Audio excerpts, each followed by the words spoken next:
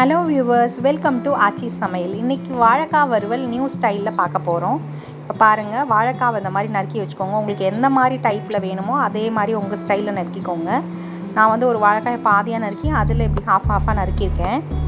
நறுக்கிட்டு ஆயிலில் இப்போ என்ன பண்ண போகிறோன்னா, ஆயில் சூடானோன்னா இது லேஸாக ஒரே ஒரு 1 மினிட் போட்டுட்டு உடனே எடுத்துருங்க.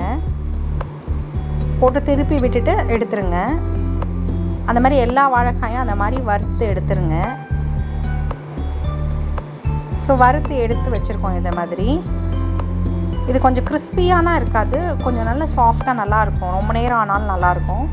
ஸோ இது பாருங்கள், வறுத்து எடுத்தது. திருப்பி அகெயின் அதே கடாயில் ஆயில் ஊற்றிட்டு கடுகு போட்டுக்கோங்க, தாளிச்சுக்கோங்க. உங்களுக்கு என்னெல்லாம் போட்டுக்குவீங்களோ, சீரகம், சோம்பு எது போட்டாலும் உங்களோட இஷ்டம். கடுகு போட்டிருக்கேன் நான். அடுத்தது ஆனியன் போட்டுக்கோங்க. ஒரு ஆனியன் போதும், நல்லா நீட்டு வாக்கில் நறுக்கி ஆனியனு கருவேப்பிலை போட்டுக்கோங்க. நல்லா இது வதங்கிட்டோன்னா தக்காளி ஒன்று கட் பண்ணி போட்டுக்கோங்க. இது நல்லா வதக்கிடுங்க. நல்லா வதக்கி உப்பு போட்டுக்கிட்டிங்கன்னா கொஞ்சம் சீக்கிரமாக வதங்கிடும்.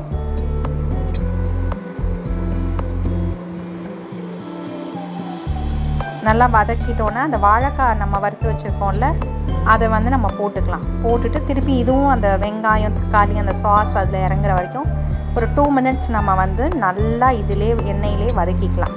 ஆயில் இதுக்கு மேலே ரொம்ப ஊற்ற போகிறதில்ல, கொஞ்சம் கம்மியாக தான் ஊற்றிருக்கோம்.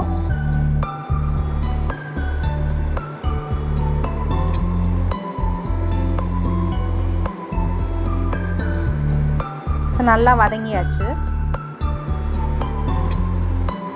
ஸோ இது ஈவினிங் வரைக்கும், காலையில் நீங்கள் செஞ்சால் கூட ஈவினிங் வரைக்கும் அப்படியே சாஃப்ட்னஸாக இருக்கும். இப்போ நான் வந்து மிளகாப்பொடி, குழம்பு மிளகாப்பொடி போட்டிருக்கேன். ஸோ அது வந்து உங்களுக்கு காரத்துக்கு ஏற்ற மாதிரி நான் ஒரு 1.5 ஸ்பூன்ஸ் போட்டிருக்கேன். நீங்கள் வேணும்னா கூட 2 ஸ்பூன் போட்டுக்கோங்க. போட்டுட்டு நல்லா அதை வந்து பச்சை வாடை போகிற வரைக்கும் நல்லா வதக்கி விட்டுட்டு ஒரு 2 மினிட்ஸ் அப்படியே வைங்க. 25% வாழைக்காய் வந்து அந்த வறுக்கிறதுலே குக் ஆகிருக்கும். இப்போ இதில் கொஞ்சம் நேரம் குக் ஆகிருக்கு. இப்போ சோம்பு நான் 1 ஸ்பூன் எடுத்திருக்கேன். ரொம்ப நல்லாயிருக்கும் வாசனை, ஃப்ளேவரு. ஸோ அதை மிக்சியில் நல்லா நைஸாக அரைச்சி இந்த மாதிரி ஒரு குறன்னு தான் வரும், ரொம்ப நைஸாக அரைக்க முடியாது, ஏன்னா கம்மியான குவான்டிட்டி தான் எடுக்கிறோம். ஸோ அதை எடுத்து அரைச்சிக்கோங்க. நீங்கள் பல்காக அரைச்சி கூட வச்சுக்கோங்க. 1 ஸ்பூன் நம்ம வந்து இதில் ஆட் பண்ணிக்கலாம். சோம்பு பவுட்ரு ஃபைனலாக போட்டுட்டு வாழைக்காய் குக் ஆனோன்னே சோம்பு பவுட்ரு போட்டுக்கோங்க.